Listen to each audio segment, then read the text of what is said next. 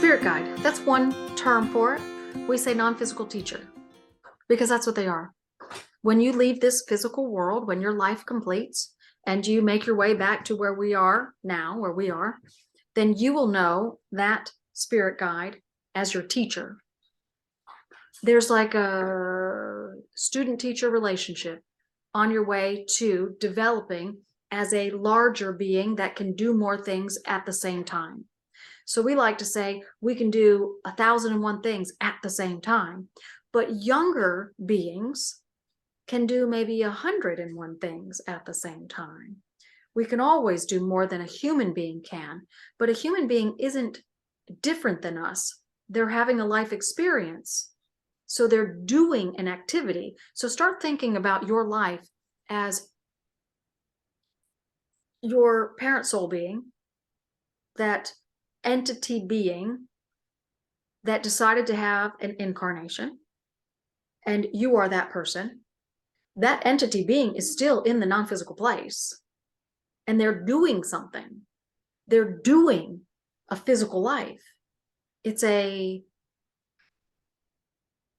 different way of appreciating who you are as a human being. You're not human being subject to the whim of your guide.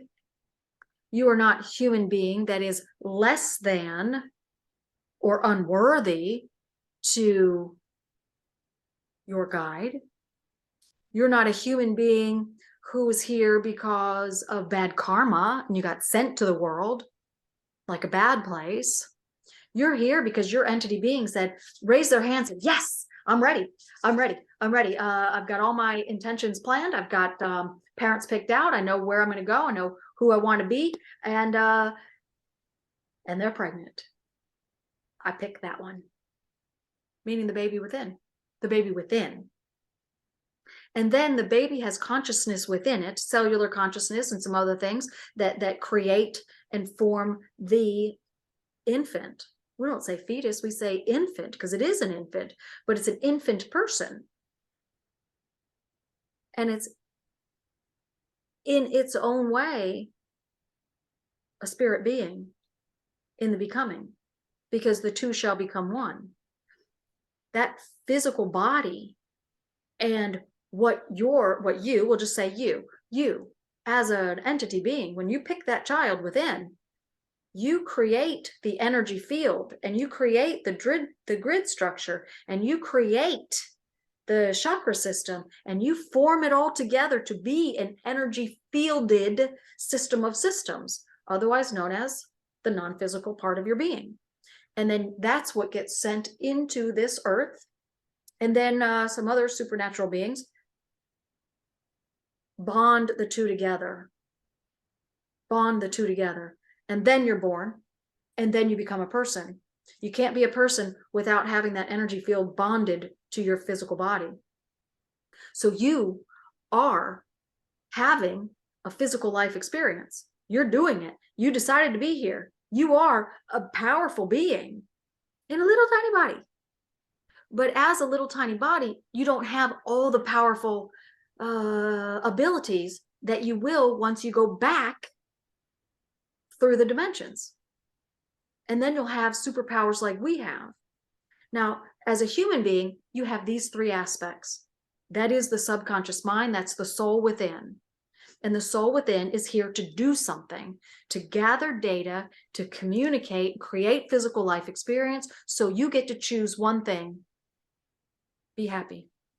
Because when you be happy, capital B, when you be happy, then your emotions of the energy field, the vibration within the energy field is soft enough that your guide can say, okay, now let's get to work. So you had 10 intentions for this lifetime. Let me intuit to you so you can get them done.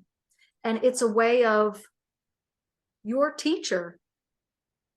When you decide to be a person, you wrote all your pre-birth intentions down. This is everything I want to get done. And you handed it to your teacher. Your teacher wrapped you in a little blanket and sent you down into the earth, and then somebody else wrapped you around the little infant, and then you became a person. And the whole while, your teacher said, okay, now I am responsible for helping you to complete this pre-birth list of intentions, and they can only use intuition until you find the art of allowing and the process to get there important. Or readings. And readings are good. We can give all kinds of information in readings to help get you on the path or away from the path that you're on, or firmly footed onto the path or further down. So your guide is your teacher, and you love them so much.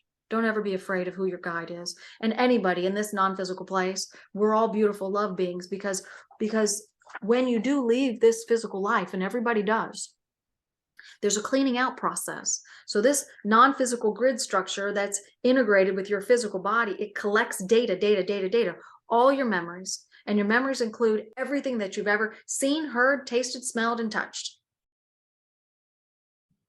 And all of the emotions that you've touched as well. And the emotions just run the gamut between everything that's positive and everything that's not. And so in this, what we call the transition, when you are moving between the worlds, the physical place and the non-physical place, you have other supernatural beings that have a different forte.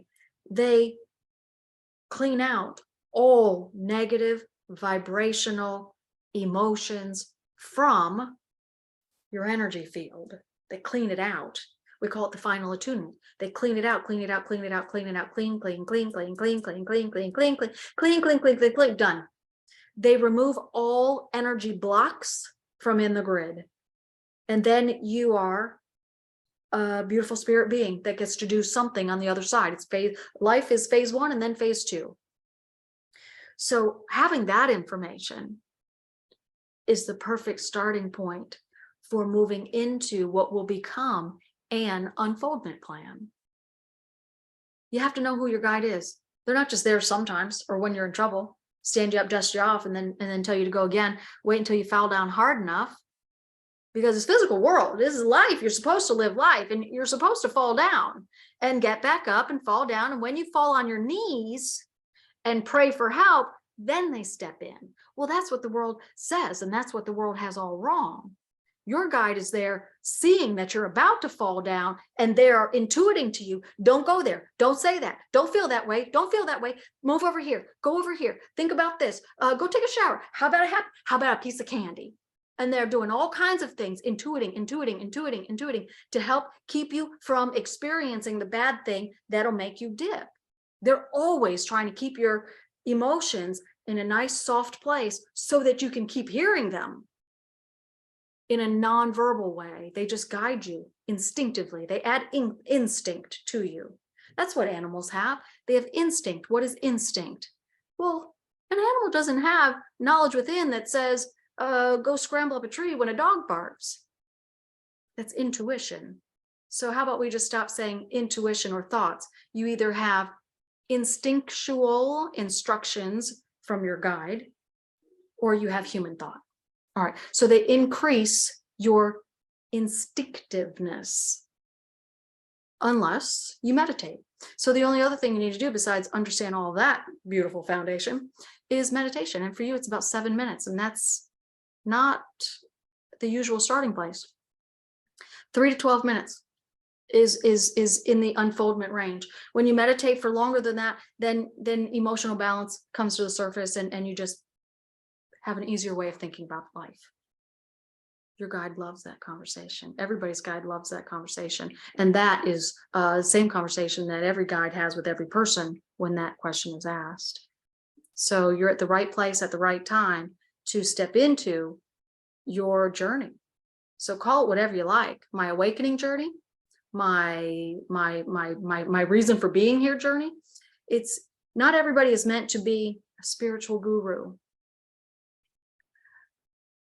So don't be one, because that's not you. That's a false persona. So just make it real and connect with your God.